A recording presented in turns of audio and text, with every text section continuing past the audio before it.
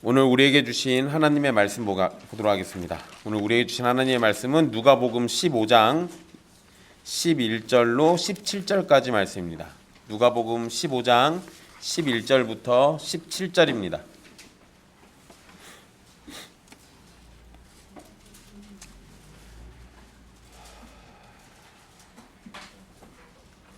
귀하신 하나님의 말씀 받들어서 읽도록 하겠습니다.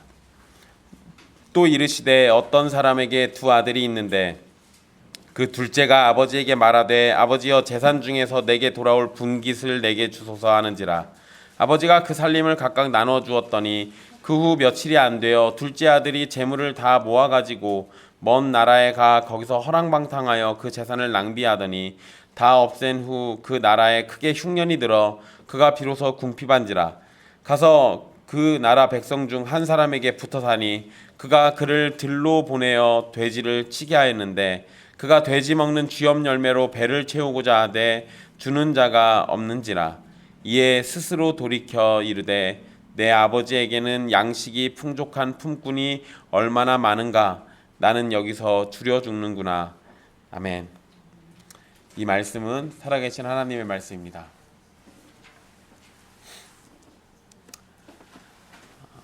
몇몇 성도분들의 요청에 의해서 오늘부터 4주 동안 탕자의 비유에 대해서 함께 살펴보려고 합니다. 2015년도 11월 달에 했던 설교입니다. 그때는 누가복음 15장 전체를 설교했어요.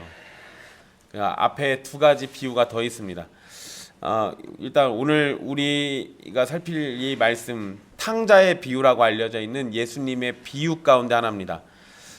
많이들 알고 계시듯이 이 탕자의 비유는 어떤 사람에게 있는 두 아들 중 둘째 아들이 아버지에게 유산을 지금 물려달라고 하고 그것을 가져다가 멀리 떨어진 나라로 가서 탕진한 후에 다시 돌아와서 아버지께 은혜와 사랑을 얻는 내용을 담고 있습니다. 오늘 우리는 탕자가 회개하기 전까지의 내용, 그 회개하는 바로 그 직전까지의 내용, 거기까지 집중해서 분석하면서 탕자를 통해서 죄인인 우리들의 모습을 좀 살펴보려고 합니다. 일단 방금 말씀드렸던 것처럼 탕자의 비유는 누가복음 15장에 있는 세 가지 비유 중에 하나입니다. 이 세 가지 비유는 이 누가복음 15장 앞에 가보시면 1절, 2절에 가보시면요. 모든 세리와 죄인들이 말씀을 들으러 가까이 나오니 2절에 바리새인과 서기관들이 수군거려 이르되 이 사람이 죄인을 영접하고 음식을 같이 먹는다 하더라 라고 되어 있습니다. 이 부분에 대한 반응으로 예수님께서 비유를 주신 겁니다. 그러니까 바리새인과 서기관들이 예수님께서 죄인을 영접하고 음식을 같이 먹는다고 멸시한 것에 대한 반응으로 주셨던 말씀이 이 세 가지 비유예요. 여러분, 이거는 우리가 지난주까지 살펴봤던 수고하고 무거운 짐진 자들아 다 내게로 오라 내가 너희를 쉬게 하리라 라고 하셨던 그 예수님의 말씀과도 연결되는 겁니다. 사실 예수님은 수고하고 무거운 짐을 진 죄인들을 부르고 계십니다. 그 죄인들을 부르고 있는데 그래서 그 죄인들이 와서 예수님과 함께 화목을 누리고 있는데 그 상황에서 바리새인과 서기관들은 수군거리고 있습니다. 예수님을 멸시하고 있어요. 그래서 그거에 대해서 내가 왜 이렇게 하는지에 대한 예를 들어주시는 것이 이 세 가지 비유입니다. 과연 예수님은 죄인을 영접하시고 그들에게 생명의 양식인 자신을 내어주시는 분입니다. 잃은 양을 찾는 목자의 비유, 그리고 잃은 드라크마 동전을 찾은 여인의 비유처럼 탕자의 비유에서도 크신 하나님의 은혜와 예수님의 사랑을 우리는 찾을 수 있습니다. 그러나 다른 비유하고는 좀 다른 점들이 있습니다. 그러니까 이 누가복음 15장 첫 번째, 두 번째 나온 비유들, 그 비유들을 보면 일단 첫 번째, 두 번째 비유가 두 개를 다 합쳐도 탕자의 비유보다 분량이 적습니다. 그러니까 세 가지 비유 중에서 예수님이 어떤 걸 힘줘서 더 얘기하신 거예요. 그렇죠? 탕자의 비유를 좀 더 힘줘서 얘기하신 겁니다. 그리고 여기에서는 탕자가 죄를 짓고 나가서 다시 회개하고 돌아오는 일련의 과정들이 다 담겨져 있는데요. 잃은 양의 비유, 그 다음에 잃은 드라크마의 비유에서는 잃어버린 양과 잃어버린 그 드라크마가 스스로 돌아오진 않습니다. 목자가 찾으러 다녔고 여인이 찾으러 다녔어요. 그런데 탕자의 비유에서는 탕자가 자신의 처지를 정확하게 인식하고 난 다음에 스스로 돌이켜 아버지께로 돌아옵니다. 그러니까 앞에 있었던 두 가지 비유하고는 약간 느낌도 그 다음에 주는 교훈도 다릅니다. 앞에 두 비유에서는 목자와 여자가 잃어버린 양과 동전을 찾기 위해서 최선을 다하지만 탕자의 비유에서는 아버지의 적극적인 모습은 보이지 않습니다. 이러한 내용상의 차이가 존재를 하지만 중요한 것은 세 가지 비유는 모두가 동일한 목적을 가지고 말씀하신 겁니다. 그것은 죄인을 찾으시고 죄인을 영접하시고 죄인이 돌아오는 것을 우리 하나님 아버지께서 기뻐하신다는 겁니다.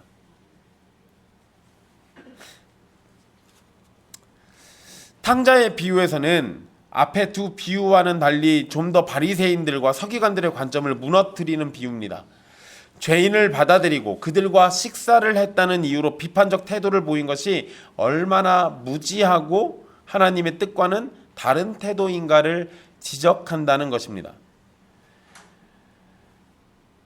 우리는 오늘 말씀을 통해서요, 이 죄인의 표상인 둘째 아들, 곧 탕자에 대한 부분을 집중해 가지고 좀 생각해 보려고 합니다. 하나님의 크신 사랑을 이해하는 일에 있어서 인간의 전적 부패와 타락, 그리고 하나님께 대한 불순종을 이해하는 것이 큰 도움이 됩니다. 내가 얼마나 나쁜 놈인지를 알아야 나에게 주시는 하나님의 사랑이 얼마나 크고 놀라운 건지, 얼마나 위대하고 대단한 것인지를 깨달을 수 있다는 겁니다. 칼빈이 말한 것처럼 하나님에 대해서 아는 것은 인간 자신을 아는 데 유익합니다. 마찬가지로 인간을 아는 것은 하나님을 아는 지식에 또 큰 유익이 있습니다. 이러한 것들과 같이 하나님의 크신 사랑을 이해하기 위해서 그 사랑을 받는 인간이 얼마나 하나님 앞에 큰 죄인인지를 아는 것이 도움이 됩니다. 내가 죄인인지를 알지 못한 상황에서는 하나님의 사랑이 얼마나 큰지 몰라요. 내가 죄인인지 알지 모르는 상황에서는 하나님이 나에게 돌아오라 라고 하는 말씀이 얼마나 값진 건지 모릅니다. 내가 죄인인지 모르는 이상 옛적 길 곧 선한 길로 가라, 그리로 가면 너희가 마음의 쉼을 얻을 것이다 라는 그 말씀이 무슨 뜻인지 하나도 모릅니다.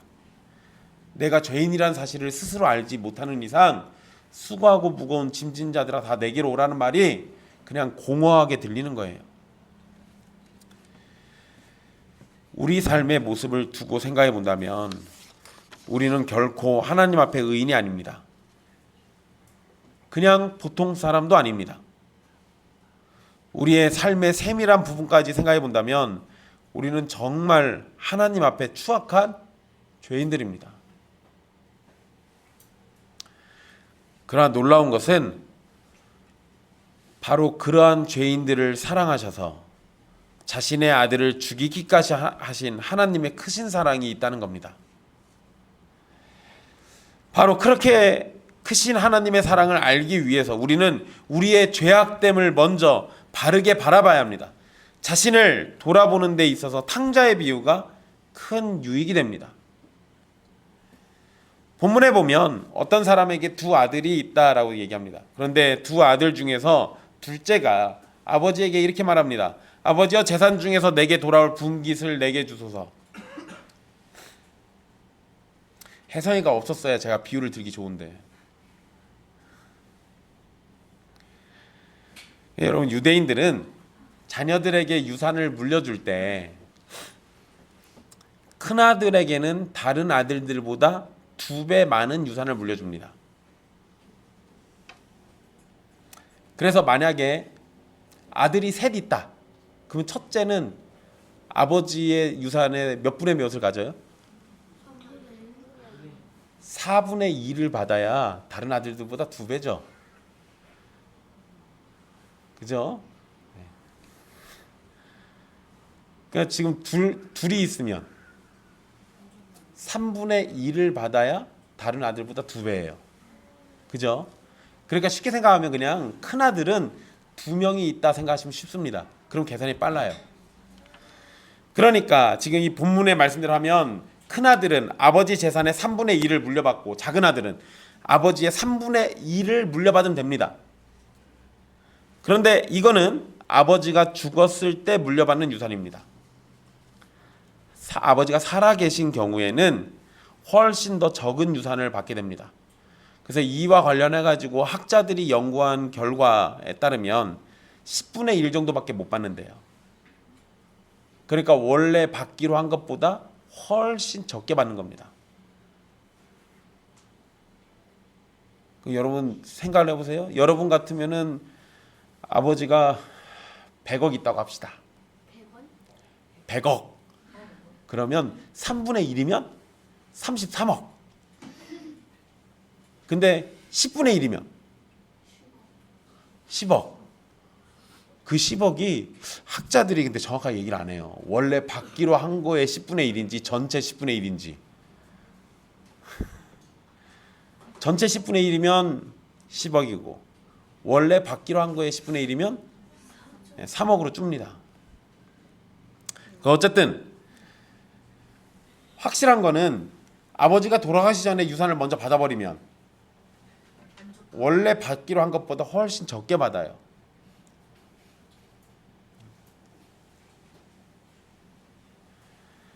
자, 아버지가 죽지도 않았는데 유산을 달라고 하는 것은 아버지를 죽은 것처럼 대하는 그런 의도가 숨겨져 있기도 합니다.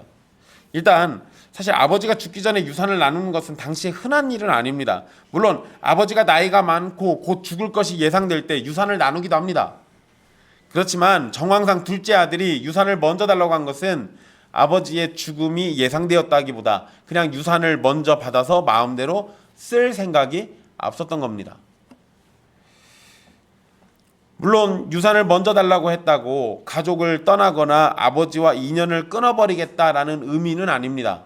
그냥 유산을 먼저 받아가지고 그걸로 장사를 할 수도 있고 돈을 벌 수도 있잖아요. 그러니까 아버지가 돌아가실 때까지 기다리기보다 그 전에 내가 하고 싶은 일이 있어서 아버지한테 먼저 달라고 할 수는 있습니다. 그럼 뭐 제대로는 못 받겠지만 조금이라도 받아서 먼저 이렇게 돈을 벌 수도 있겠죠. 그런데 둘째의 의도가 13절에 명확하게 나와요. 둘째는 유산을 받아가지고 아버지 곁에서 무슨 사업을 하거나 이럴 생각이 아니라 유산을 받아서 다른 데로 떠날 생각이었습니다. 여하튼 둘째 아들의 이런 태도는 아버지의 권위를 무시하고 아버지의 지배를 받지 않겠다는 겁니다. 보통 이럴 때 유대인들이 취하는 방법은 성문 앞에서 아들의 뺨을 치거나 가족으로 축출하거나 가족으로부터 그냥 축출하는 거예요. 쫓아내는 겁니다. 그러니까 우리식으로 하면 호적에서 파는 거죠. 심한 경우 아들을 죽일 수도 있습니다. 왜냐하면 구약 성경에 부모를 멸시하는 자는 돌로 쳐 죽이라고 되어 있습니다. 그러니까 이 유산을 먼저 달라고 한 것이 멸시로 인정될 때는 아들을 쳐 죽여도 할 말이 없는 거예요.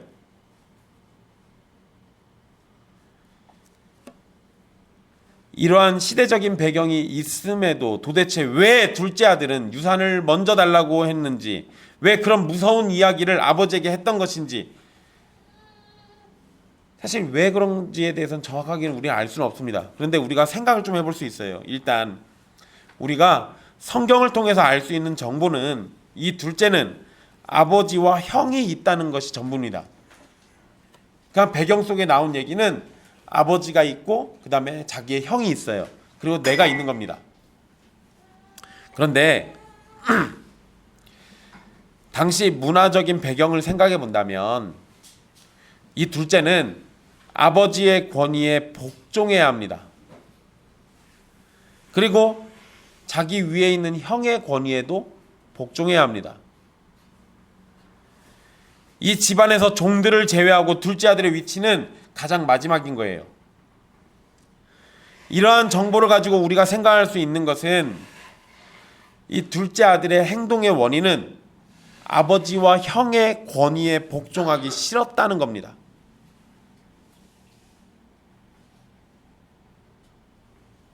만약에 아버지가 포악한 폭군이었다거나 아니면 형이 수시로 때렸다거나 뭐 성경에 이런 말이 써 있으면 아 그래 둘째가 다른 데로 도망갈 만하지라고 우리가 이해할 겁니다.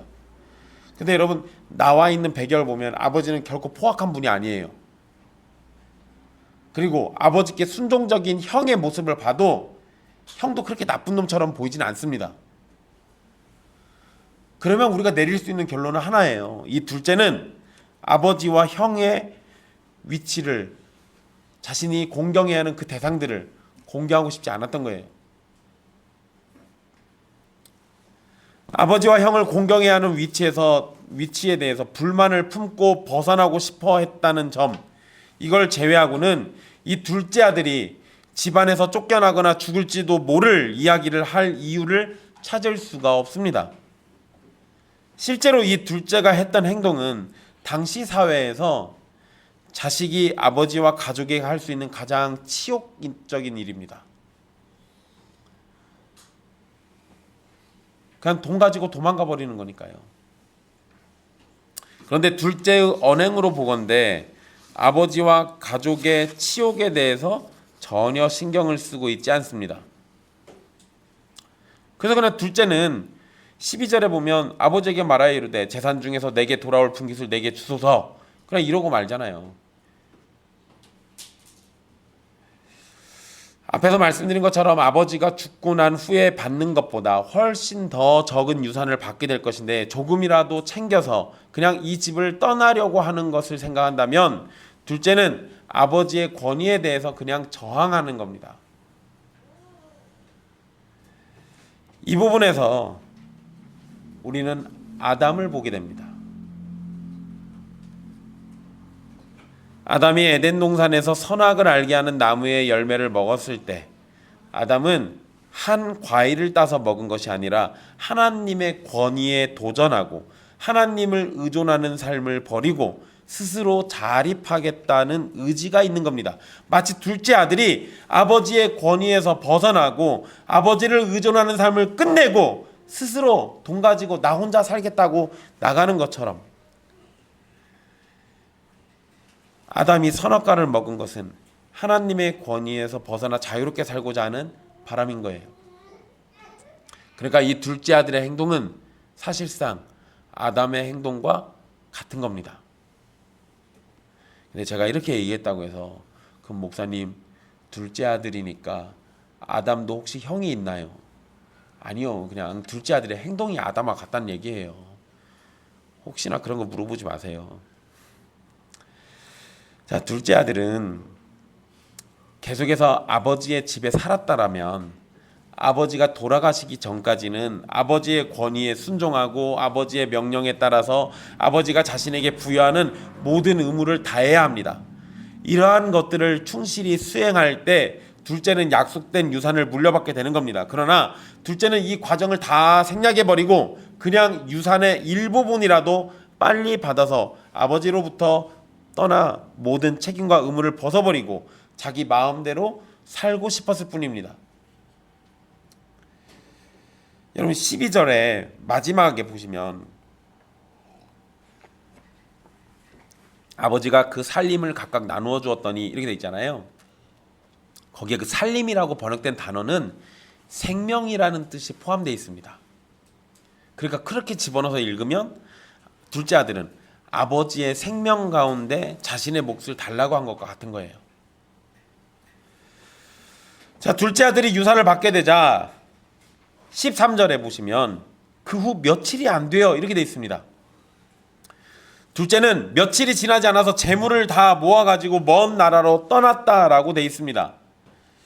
그런데 여러분 우리 한글 성경에는 둘째 아들이 재물을 다 모아가지고 라고 이렇게 번역했지만 원어에서는 재물이라는 단어가 없습니다. 그럼 재물 빼고 읽어야죠. 그럼 어떻게 읽어야 돼요? 둘째 아들이 다 모아가지고 떠났다예요.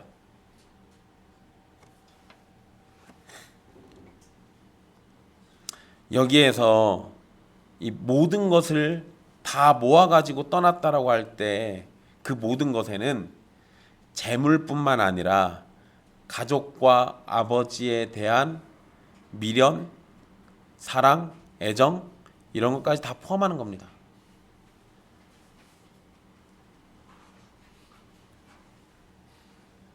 그러니까 우리 성경에는 재물을 가지고 간 걸로만 표현해 놨는데 원어에는 모든 것을 다 가지고 간 걸로 돼 있어요. 그건 자신의 흔적을 여기다 남겨놓지 않는 거예요. 자신의 미련도 여기다 남겨놓지 않는 겁니다. 얘 지금 뭐 한 거예요?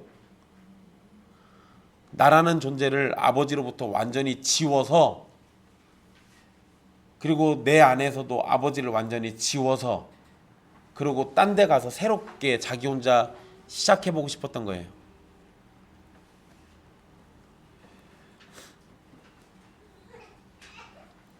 둘째 아들은 유산을 받은 후에 모든 것을 정리한 겁니다. 마치 자기가 죽은 사람인 것처럼.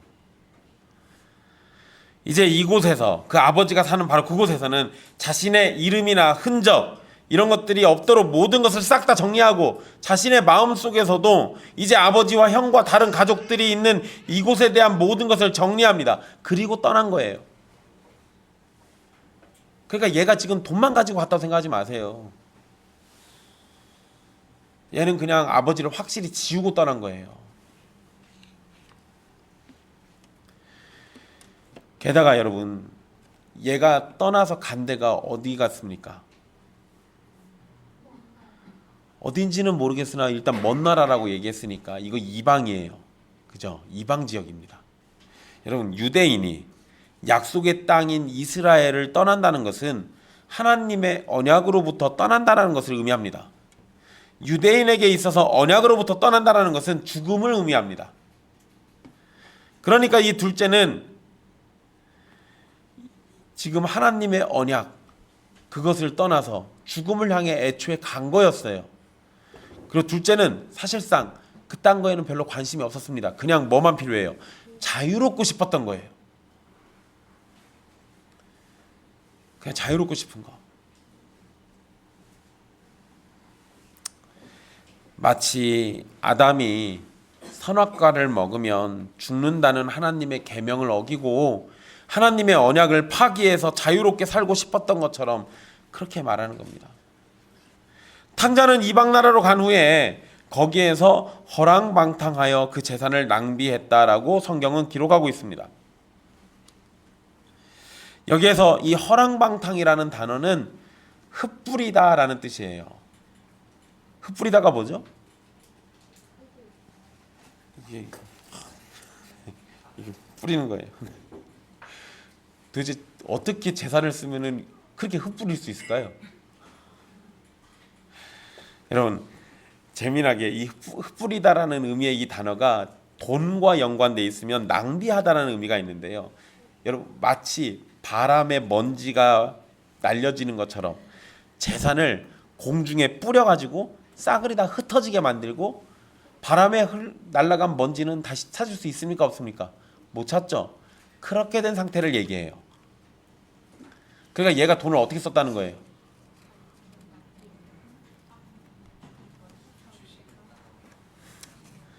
그냥 느낌 가는 대로 그냥 막 쓴 거지 뭐. 어쨌든 이런 단어로 둘째 아들이 어떻게 살고 있는지를 설명한 것은 이 둘째 아들이 얼마나 방탕하고 절제하지 못한 삶을 살고 있는지를 나타내는 겁니다. 분명히 여러분, 탕자는 유산을 받고 먼 나라로 떠났을 때 바로 그때가 자기 인생의 황금기였을 겁니다. 생각해보세요. 이거 아버지는 정황상 엄청난 부자 같아요. 아버지의 돈을 받아가지고 갔습니다. 거기에 돈을 막 공중에다 뿌리는 것처럼 썼단 말이에요. 돈 이렇게 쓰면 일단 어떤 일이 벌어집니까? 여러분, 이렇게 안 써보셔서 잘 모르시죠? 저도 안 써봐서 잘 모르겠습니다. 근데 여러분, 돈을 이렇게 뿌려대기 시작하면 주변에 사람들이 꼬입니다. 사람들이 꼬여서 뭐해요? 막 그 사람하고 친한 척하면서 높이죠. 그래서 어떻게 합니까? 돈을 더 쓰게 만들어요. 돈 쓸 때는 사람들의 칭송을 듣지만 그렇게 사귄 친구는 돈이 떨어지면 내 빈주머니처럼 금방 사라집니다. 그런 친구는 친구가 아니에요.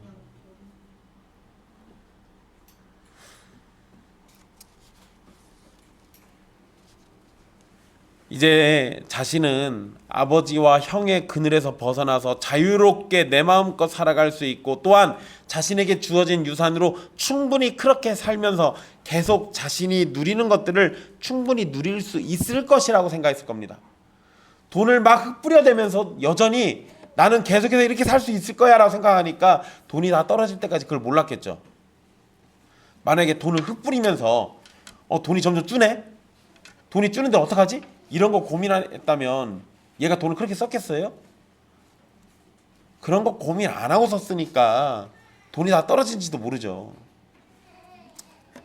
근데 여러분, 마치 자기가 지금 이렇게 사는 것을 계속해서 누릴 수 있을 것이라고 착각하는 둘째 아들처럼 우리 사람들도 하나님을 떠나서 자신의 생각과 판단에 따라 행동해도 전혀 어려움이 없고, 게다가 하나님을 섬기고 그분께 순종해야 한다는 의무감을 벗어버릴 수 있다고 생각하는 것과 마찬가지입니다. 우리들이 살아가는 걸 잘 생각해 보세요. 일상의 삶에서 우리가 얼마나 하나님을 의지합니까? 오히려 우리들은 우리들의 생각과 능력을 의지합니다. 우리가 가진 능력이라는 것이 마치 둘째 아들이 받은 재물과 같은 겁니다.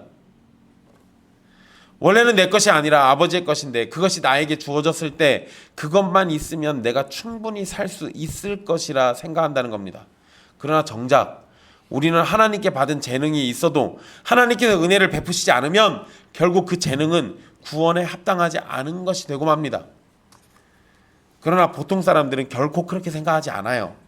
자신에게 주어진 능력으로 자신이 충분히 만족하면서 살 수 있을 것이라고 생각합니다.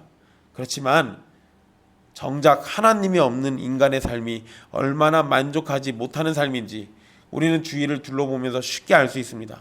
아무리 많은 재물을 소유한다 하더라도 우리는 죽음의 그림자가 두려워 죽지 않으려고 운동하고 비싼 약 챙겨 먹어가면서 비상시를 대비해 보험도 듭니다. 그러나 아무리 우리가 그렇게 준비를 한다고 해도 죽음은 우리를 결코 비껴가지 않습니다. 그렇기 때문에 인간은 본성적으로 죽음을 두려워하면서 그것을 잊으려고 다른 것들을 더 많이 소유하려고 합니다.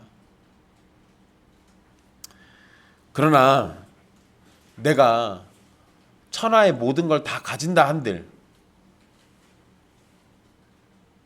마지막에 내가 죽으면 내가 가져갈 수 있는 건 뭐예요? 내가 가져갈 수 있는 거는 나 묻힐 때 옆에 있는 흙밖에 더 있겠어요? 사실 그 흙도 내가 못 가져갑니다.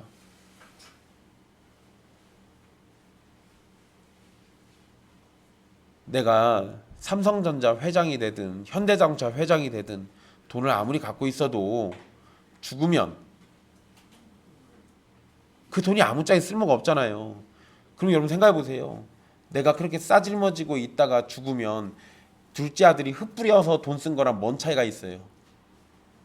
결국은 둘 다 내 것이 아니잖아요. 사실 죽음이라는 걸 통해서 우리는 결국 무소유라는 걸 다 경험하게 돼요. 내가 아무리 가지고 있어도 죽음을 통과하는 순간 하나도 가질 수 없게 되는 겁니다.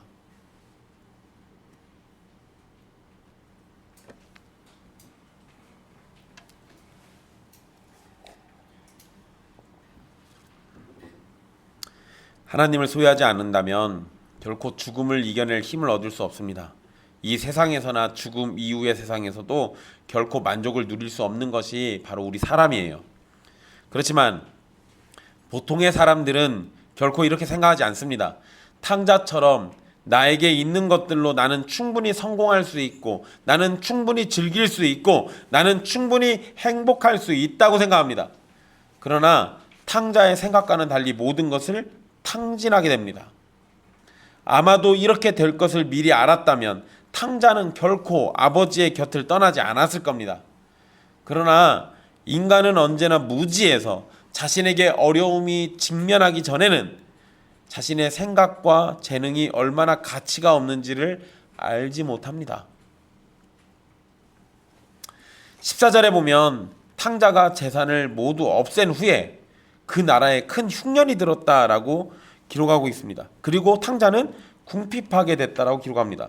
흉년이 들어서야 자신의 궁핍함을 느낄 수 있을 만큼 탕자는 허랑방탕한 삶을 살면서 정신을 놓고 있었던 겁니다. 크게 흉년이 들어에서 이 크게라고 번역한 단어는 극심한이란 뜻이 있어요. 그러니까 그냥 흉년이 아니라 매우 극심한 흉년이 들었던 겁니다. 이미 가진 재산을 모두 날려서 가난해졌는데 거기에 흉년까지 극심하게 들어서 둘째 아들의 상황은 최악의 상황이 돼버린 겁니다. 게다가 재산을 허랑방탕하게 사용하면서 지냈는데 흉년이 왔을 때 그것을 전혀 대응하지 못했다는 것은 그가 재산을 사용한 부분이 전혀 쓸데없는 곳에만 썼다라는 걸 알려주는 겁니다. 그래서 그 결과가 그가 비로소 궁핍한 지라로 표현되는 거예요. 여러분, 낭비를 하더라도요, 뭐 우리 그런 사람들 주변에 있잖아요. 막 밖에 나가가지고 막 이것저것 막 사다가 막 집에다 쟁여놔요. 제 얘기하는 거 아닙니다. 저 쳐다보지 마세요. 막 뭘 사다가 쟁여놔. 근데 여러분, 쟁여놓은 게 나중에라도 쓸모가 있으면 사다 놓은 게 보람이라도 있을 거 아니에요. 그런데 얘가 허랑방탕하게 썼다고 하는 거를요, 여러분, 다 뭐 음란하게 그렇게 지내고 술만 먹고 지내고 이렇게만 생각하지 마세요. 얘도 사람인데 뭘 사긴 했을 거 아니에요. 근데 얘가 뭘 샀든 그게 그 흉년을 버티는데 아무짝에도 도움이 안 됐다는 거예요.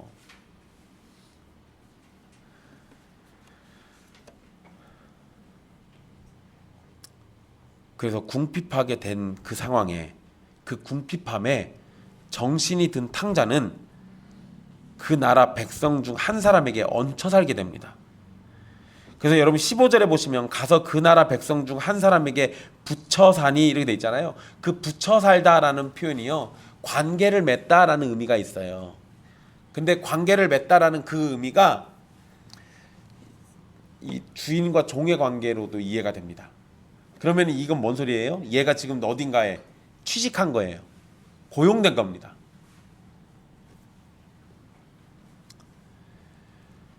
그런데 이 둘째 아들을 고용한 그 사람은 그 둘째 아들을 들로 보내서 돼지를 치게 합니다. 유대인에게 돼지는 부정한 짐승이에요. 유대인들은 돼지고기를 안 먹습니다. 얼마나 다행이에요. 그래서 우리가 마음껏 먹을 수 있잖아요. 여러분, 탕자를 돼지치는 일을 시켰다라는 것은 살 수 있도록 직업을 줬다라기보다는 그 주인이란 사람이 얘한테 모욕과 멸시를 줬다라고 이해하는 게 훨씬 맞습니다. 왜냐하면 유대인이라면 돼지 근처에 안 가는 거 다 알아요. 아무리 이방 사람들이라 해도 유대인들이 흩어져서 살았었기 때문에 유대인들의 특성을 압니다. 유대인들은 부정한 걸 손 안 대요. 돼지는 부정한 짐승이에요. 근처도 안 가요. 그런데 그런 유대인을 돼지치는 일을 시켰다고요? 모욕과 멸시를 준 겁니다. 이 점이 확실한 것은요, 돼지를 치게 했지만 그에 따른 수고비를 적절히 제공해주지 않았다는 점에서 우리 알 수 있습니다. 그게 뭐예요? 여러분 잘 생각해 보세요. 여기 지금 말씀해 보면은요, 얘 어떻게 돼 있습니까? 15절에 가서 돼지를 치게 했대요. 그래서 16절에 그가 돼지 먹는 쥐염 열매로 배를 채우고자 하되 주는 자가 없는지라 이렇게 돼 있죠. 여러분, 돼지 치는 일을 했는데 왜 먹을 게 없어요? 돼지 치는 일을 했잖아요. 근데 왜 먹을 게 없는 거예요? 아니, 주인이 먹을 걸 제대로 안 준 거예요. 일은 시키고 노동에 대한 대가를 안 준 거예요. 안타깝게도 둘째 아들이 살던 시대에는 노동부가 없어. 민노총도 없고 어디다가 하소연할 데도 없어.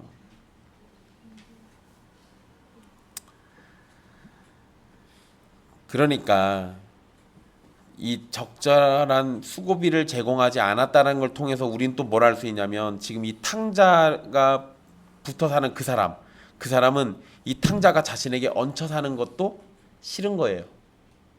그러니까 일은 시키지만 먹을 건 안 주는 겁니다. 그러나 탕자는 그렇게라도 살아야만 했습니다.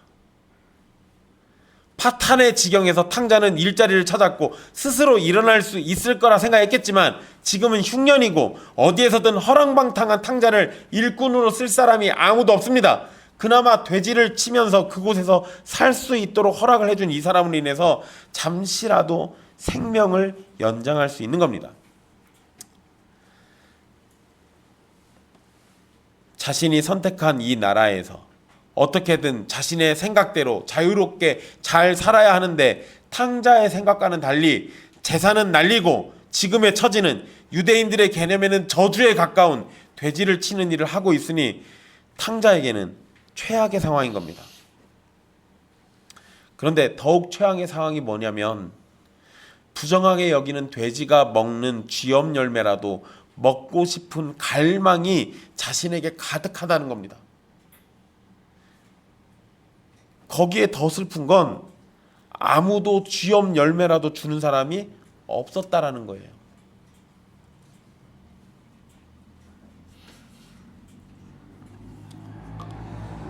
인간의 삶이 이렇습니다. 우리들의 삶에 하나님의 은혜가 없다면 이와 똑같을 수밖에 없습니다. 하나님 없는 인생은 악한 일을 계속해서 더하고 살아갑니다. 거기에 자신의 어려움을 해결할 수 있는 방법도 없고 도와주는 사람도 없습니다. 이사야 59장 11절에 이렇게 말씀합니다. 우리가 곰같이 부르짖으며 비둘기같이 슬피 울며 정의를 바라나 없고 구원을 바라나 우리에게서 멀도다. 이것이 하나님을 떠난 인생들의 상황입니다. 굶주리는 것만 생각하지 마십시오. 그 외에 우리 인간들이 겪을 수 있는 모든 고통스러운 상황이 결코 우리를 비껴가지 않습니다. 정말 도움이 필요할 때 세상은 우리들을 외면하기가 쉽습니다. 우리가 살아가는 이 세상은 날로 정의가 없어지고 사랑이 메말라갑니다. 하나님의 은혜가 없이는 진정한 기쁨과 행복을 알지 못하는 세상에 우리가 살아갑니다. 이런 세상에 살고 있으면서도 오히려 지금까지 살았던 것처럼 하나님을 순종하지도 않고 사랑하지도 않고 하나님의 말씀에 귀를 기울이지 않으며 살아가려고 하는 것이 일반의 사람들이에요. 하나님의 은혜를 모르는 사람들은 결코 탕자와 다르지가 않습니다. 이런 탕자의 상황을 예수님의 입을 통해서 듣고 있었던 바리새인과 서기관들은 탕자가 이렇게 저주받은 인생이 된 것을 아주 당연하게 여겼을 겁니다.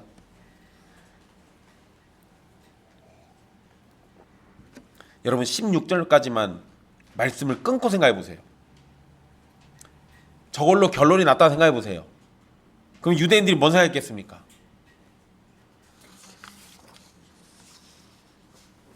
탕자가 아버지를 모욕하고 떠났을 때부터 탕자에게 용서나 구원을 받을 가능성이 전혀 없다고 생각했을 겁니다. 그리고 쥐염나무 열매를 먹고 싶지만 그것조차도 못 먹는 바로 그 상황, 또 부정한 돼지 속에서 뒹굴고 있는 그 상황, 그거를 보면서 바리새인들과 서기관들은 그렇지, 이렇게 돼야 맞는 거야, 죄인은 절해야 돼, 이렇게 생각했을 겁니다. 돼지를 치면서 쥐염 열매도 못 먹는 상황으로 이야기가 끝이 났다면 바리새인과 서기관들은 박수치면서 예수님을 환호했을 겁니다. 그런데 예수님의 이야기는 이제 시작이에요. 그리고 반전이 있습니다. 17절에 이렇게 기록합니다. 이에 스스로 돌이켜 이르되. 탕자가 자신의 삶을 돌아본 거예요. 그리고 자신의 잘못된 판단과 행동을 깨닫게 된 겁니다. 아버지의 권세 아래에 있을 때는 몰랐는데 아버지를 떠나서 기근을 통해 죽음과 고통을 직면했고 기근을 극복할 수 있는 아버지의 집이 탕자에게 다시 평가되고 있는 겁니다. 원래는 내가 그 집이 싫어서 떠났어요. 그곳에서 굴복하는 삶이 싫어서 떠났는데 막상 내가 거지가 되고 나서 보니까 그 집이 너무 좋았던 거예요.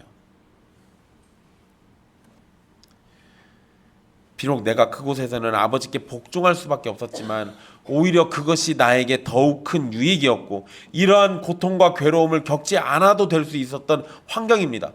죽게 된 상황에서 탕자는 바로 그러한 아버지의 집을 떠올리게 된 겁니다. 사랑하는 형제자매 여러분, 우리는 둘째 아들의 모습을 통해서 바로 죄인인 우리들의 모습을 볼 수 있습니다. 우리들은 결코 탕자보다 더 낫지 않습니다. 오히려 탕자가 보인 모습들을 우리도 충실히 따라서 살았고 또 살아가고 있습니다. 우리의 조상 아담으로부터 지금까지 우리들은 하나님의 뜻에 순종하지 않는 것을 즐거워했고 또한 하나님의 권세로부터 벗어나 자유롭게 살고자 했습니다. 그렇게 수천 년이 지난 지금의 인간의 삶은 어떠합니까? 어떻게 하나님 없이 살았더니 인간의 삶이 날이 갈수록 더 좋아졌어요?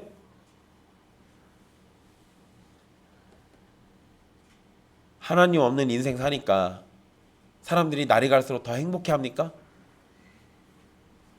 아니요. 시간이 지날수록 하나님으로부터는 더 멀어지거든요. 그리고 시간이 지날수록 사람들은 행복이란 것을 제대로 찾지 못하게 됩니다.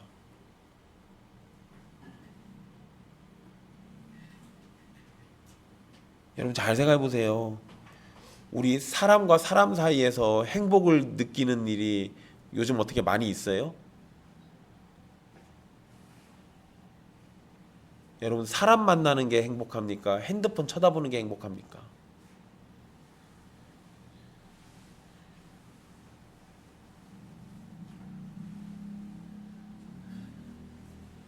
여러분 요새 저는 잘 이해도 안 가는 일이지만 친구들끼리 만나가지고 식당에서 앉아서 핸드폰으로 대화하더라고요.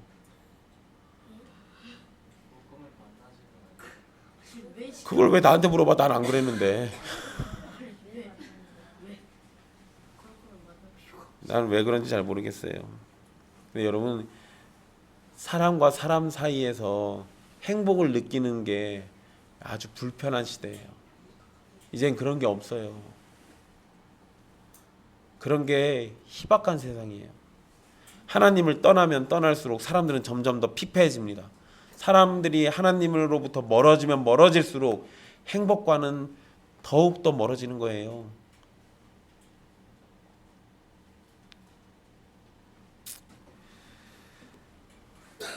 시간이 갈수록 인간들의 삶에는 고통에 고통을 더하는 겁니다. 왜냐하면 우리들의 삶은 계속해서 악에 악을 더하고 있기 때문입니다. 우리들이 하나님의 은혜를 받지 못했다면 우리들은 돼지를 치면서도 수고비를 받지 못하고 돼지가 먹는 쥐염 열매를 탐하면서도 그것조차 얻지 못하는 인생과 다를 바 없는 처참한 삶을 살았을 겁니다. 하나님을 떠난 인생은 아버지를 떠난 둘째 아들과 다를 것이 없습니다. 둘째 아들이 유산을 달라고 하면서 아버지를 떠났을 때 그의 저주받은 삶은 이미 시작된 것과 같습니다. 또한 하나님이 아닌 내가 내 인생의 주인이라고 생각하면서 살아가는 것이 좋다고 여기시는 분이 계십니까? 둘째 아들의 요구에 아버지가 어떻게 반응했는지 잘 보세요. 아버지가 뭐라고 했습니까? 여러분 재밌게도요. 요 앞부분의 아버지는 하나도 좋은 아버지가 아니에요.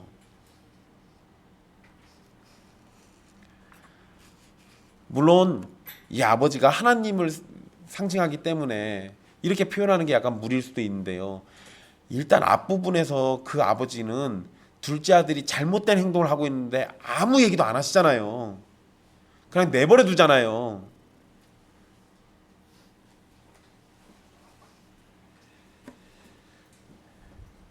그런데 예수님이 이렇게 표현한 이유가 있어요. 둘째 아들의 요구에 아버지는 원하는 대로 그냥 다 해줬습니다. 그 결과가 뭐예요? 돼지를 부러워하는 둘째 아들의 처참한 모습입니다. 하나님께서 우리를 우리 마음대로 살도록 두시는 것이 좋다고 생각하십니까? 지금 그 얘기하는 거예요. 너희가 마음대로 살고 싶어? 그래, 너희들 마음대로 살아봐. 너희가 어떻게 되는가? 우리가 우리 마음대로 살면 우리는 둘째 아들처럼 산다고요.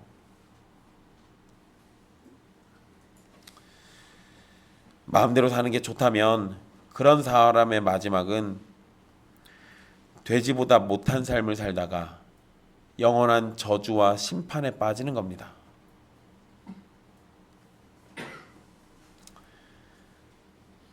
하나님 없이 마음대로 살았더니 둘째 아들이 어떻게 했습니까? 죄와 뒹굴면서 살았어요. 그리고 그 결과가 뭡니까? 이제는 돼지와 뒹굴며 사는 겁니다. 여러분들이 하나님 없는 인생을 살면 어떻게 될 것 같습니까? 죄와 뒹굴며 살다가 결국에는 사망과 뒹굴며 살 겁니다.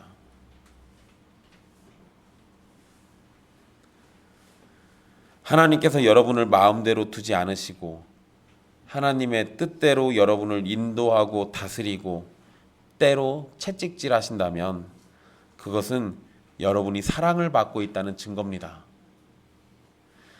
하나님의 그늘 아래에 사는 것이 우리에게 가장 큰 행복이고 참된 사랑을 받는 것입니다. 탕자의 비참함을 기억하십시오.